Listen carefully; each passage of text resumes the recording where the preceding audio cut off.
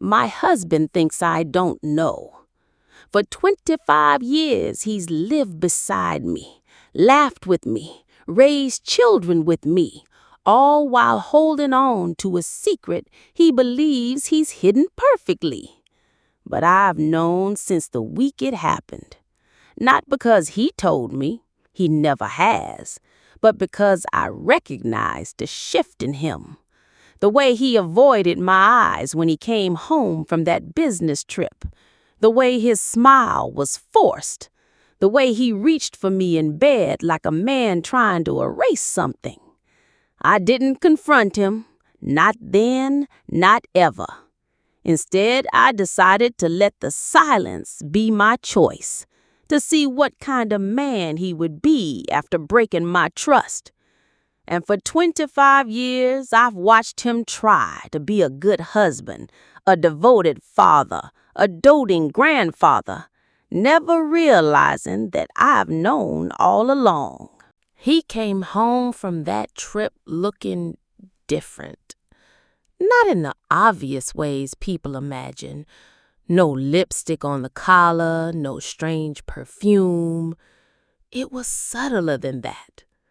The first night back, when he kissed me hello, I felt the hesitation, like the movement was there, but the warmth wasn't. His hug lingered half a second too long, almost like he was trying to convince himself we were okay. Then there was the way he looked at me, almost studying me, as if he was afraid I could see something in his eyes. And I could. I saw guilt. The confirmation came a few days later when I did laundry. In the pocket of the jacket he wore on the trip was a folded receipt from the hotel bar for 2 drinks, charged at midnight, signed in his handwriting. It wasn't proof on its own, but it was enough to lock the suspicion in my mind. From that moment, I stopped asking myself if something happened. I started asking myself what I would do now that I knew. People always assume that if you find out your spouse cheated, you either confront them immediately or you leave. But in that moment, I didn't either. I sat with it for a week, turning it over in my mind like a sharp stone in my hand. I imagined asking him directly, hearing his denial, maybe even watching him lie to my face. I knew that would make me angrier than the act itself. And the truth was, we had 2 young kids then, a mortgage, a life we'd built over nearly 2 decades. I wasn't ready to blow it all up over one night, not yet. So I decided to keep quiet, to see if this was a pattern or a mistake, to watch how he treated me in the weeks and months after. But there was another reason, one I didn't admit to myself until years later. I wanted to see how he lived with the lie. And for the past 25 years, I've been watching. At first, I thought maybe he'd be able to hide it well. But in those first months after the trip, I caught glimpses of something in him, little cracks he didn't know I could see.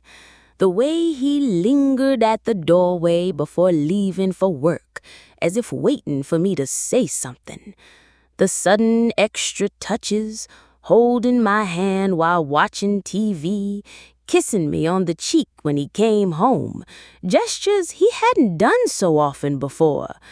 If I didn't know better, I might have thought he was just being sweet, but I knew better. It was the same way a kid acts after they've broken something and hope you don't notice. I never let on that I saw it. I'd smile, accept the affection, and file away every moment like evidence in my own private case, because I wanted to see how long he could carry the weight without realizing I was carrying it too. After that first year, the obvious guilt faded, or maybe he just got better at hiding it. We slipped back into our normal routines: work, kids, dinners with friends, the occasional vacation. If someone had looked at us from the outside, they would have seen a stable, happy marriage. And in many ways, they'd be right. We laughed together. We raised our children well. We built a life. But for me, there was always a layer under the surface. I'd catch myself studying his face when he didn't know I was watching, wondering if the memory of that night still crossed his mind. Sometimes, in the quiet moments, I'd catch a flicker in his eyes, a pause before saying, "I love you," a quick look away when I held his gaze too long. I never asked, because I already knew the answer, and I wanted to see if, over time, he'd give himself away without me ever having to force it. Every so often, something would happen to remind me. A news story about a politician caught cheating, a friend divorcing after discovering an affair, even just a movie scene where one partner confesses. Whenever those moments came up, I'd glance at him. Sometimes he'd join in the conversation, other times he'd grow quiet. But always there was a flicker, so fast most people would miss it, but I'd spent years studying his face. One time at a dinner party, someone asked, "Would you want to know if your spouse cheated years ago, but it never happened again?" Everyone went around the table answering. When it got to him, he smiled and said, "Of course I'd want to know." And I smiled right back at him, keeping my secret that I already did. Those little moments were like ghosts in our marriage. Not loud, not visible to anyone else, but always there, hovering in the corner of the room. Knowing without him knowing, I know. It became its own kind of power. Not in a cruel or manipulative way. I never used it to punish him or hold it over his head, but it changed the way I saw every interaction between us. When he went out of his way to do something thoughtful, I'd wonder, is this love or is this guilt? When he looked me in the eye and said, "I've never kept anything from you," I'd think, "Yes, you have, and I'm letting you." It was like having a second conversation running under every real one. Me silently answering the words he didn't speak. Over time, I stopped being angry. The hurt didn't vanish, but it softened into something else, a quiet acceptance. I wasn't going to leave, and he wasn't going to confess. So we lived in that unspoken agreement. His silence, my knowing, for a quarter of a century. There were moments over the years when I could see the weight of it on him, even if he didn't realize it was showing. Like when someone in our circle got caught cheating, he'd get quiet, his jaw tightening just slightly. Or when we'd watch a movie where a character confessed an affair, and he'd shift in his seat, eyes flicking to me for just a second before looking away. Sometimes he'd do something extra kind out of nowhere, plan a trip, buy me flowers, fix something around the house without being asked. And while I appreciated it, I always wondered if those gestures were for me or for him, to balance the scales in his own mind. I never called him out. I'd just thank him, smile, and let him keep thinking I was in the dark. The truth is, I wanted to see how a man behaves when he believes he's hiding the worst thing he's ever done from the person he loves most. And after 25 years, I think I have my answer. There were moments over the years when I wanted to turn to him and just say it. "I know." Like the time we were at a family gathering and someone brought up secrets in marriage and he confidently said, "We've never had anything like that." Or the night we were lying in bed in the dark and he kissed my forehead and whispered, "I'm glad we've always been honest with each other."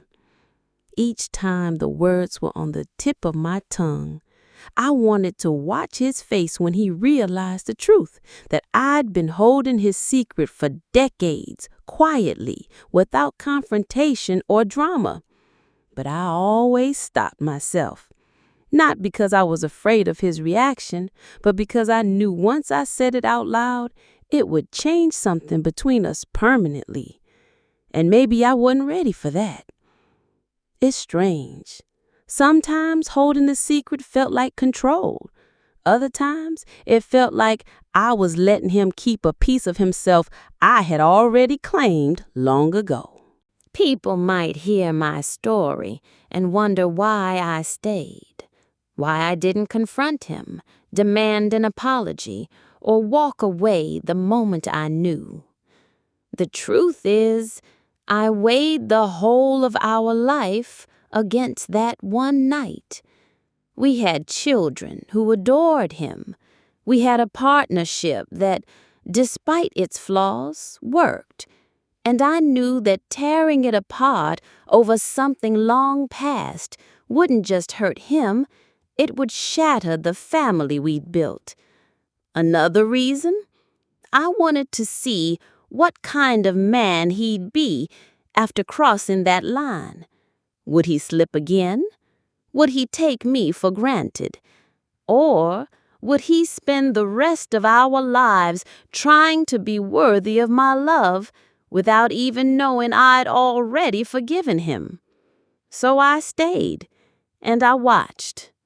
And over the years, he proved that he could be a good husband, even with a crack in the foundation. But that crack never went away, and I never let him forget it, not with words, but with the quiet, knowing way I sometimes looked at him. I don't know when exactly I forgave him. It wasn't one moment, but a slow erosion of the anger until it was just gone. I never heard him say sorry. I never saw him break down or confess. But over the years, I saw him show up for me again and again in the ways that mattered, through illnesses, financial scares, family crises. He was there, steady and unwavering. And I think part of me decided that one night of weakness didn't erase decades of loyalty since. That forgiving him silently was my way of keeping our family whole. It wasn't a fairy tale, and it wasn't unconditional, but it was a choice. And maybe that's what real marriage is, choosing the person, even when you know they flaws. Still, some nights I'd lie awake, looking at him sleeping beside me and wonder if he ever thought about that night, and if he'd forgive me if the roles were reversed. Over the years, I found myself quietly testing him, not in obvious ways. I never set traps or played games, but I paid attention to how he behaved in situations where temptation could exist. If we were at a party and an attractive woman struck up a conversation, I'd watch his body language. When he traveled for work, I'd note the tone of his calls and the details he volunteered. It wasn't about catching him again. It was about seeing if he'd learned from that one mistake. And as far as I could tell, he had. He never gave me a reason to suspect him again. If anything, he went out of his way to avoid even the appearance of impropriety. Part of me respected that. Another part wondered if that caution was love or the lingering fear that one wrong move could shatter the illusion he believed he'd maintained for 25 years. I sometimes wonder which of us carried the heavier burden all these years, him with his secret or me with my knowledge of it. He thought he was protecting me from pain by never telling me. What he didn't realize was that I'd been living with that pain since the moment I found that receipt. I just learned to carry it quietly, the way you learn to live with an old scar.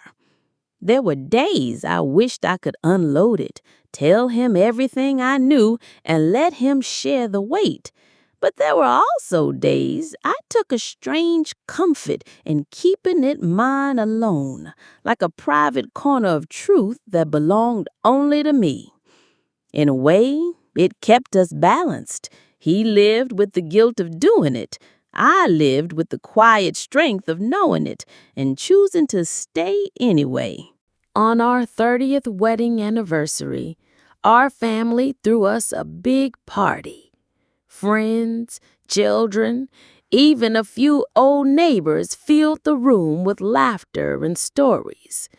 When it came time for speeches, he stood up, holding his glass, and talked about how lucky he was to have me.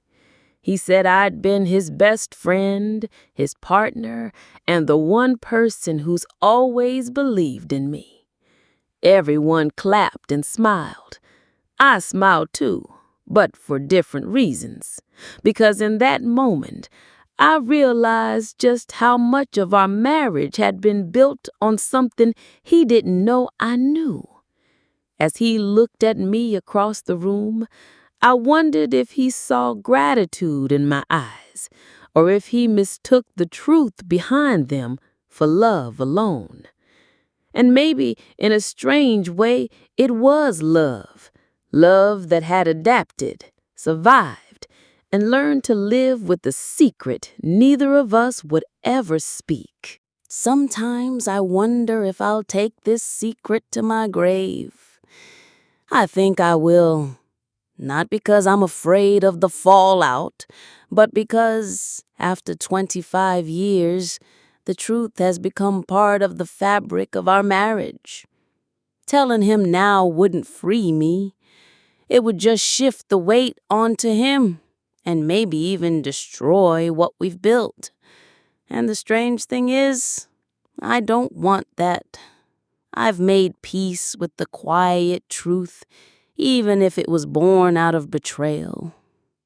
One day, when we're both old and gray, he might finally look at me with that flicker of guilt in his eyes and realize I've known all along.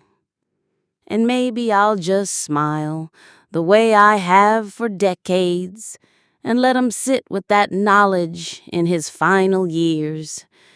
Because this was never about revenge. It was about seeing the man he would become after his worst mistake. And in that sense, I already have my answer.